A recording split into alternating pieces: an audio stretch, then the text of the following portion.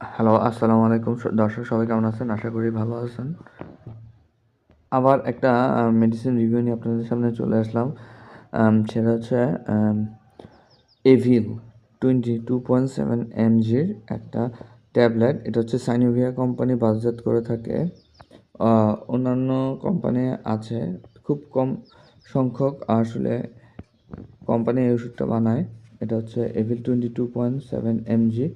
Each tablet contains phenyramine maleate BP 22.7 mg. Each tablet contains, আচ্ছা, এটা 15টা ট্যাবলেটের এক পাতা পাওয়া যায়। টোটাল থাকে 20টা, 300 ট্যাবলেট একটা বক্সে থাকে। এটা হচ্ছে সাইনোভিয়া, ফ্রান্সের একটা কোম্পানি।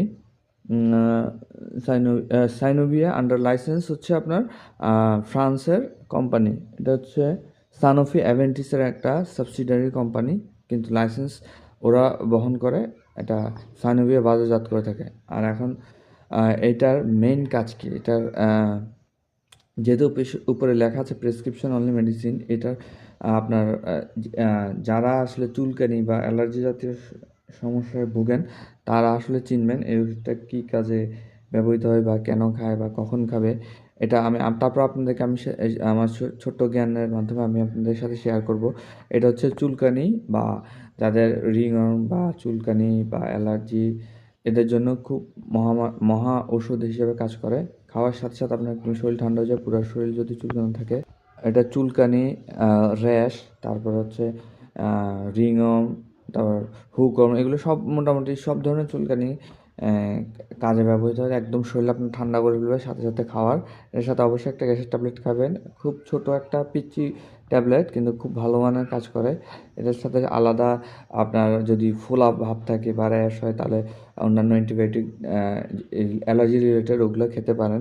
তবে প্রাথমিক পর্যায়ে চুলকানি কমানোর জন্য বা শরীর ঠান্ডা হওয়ার জন্য এই ওষুধটা খুব ভালো মানের কাজ করে।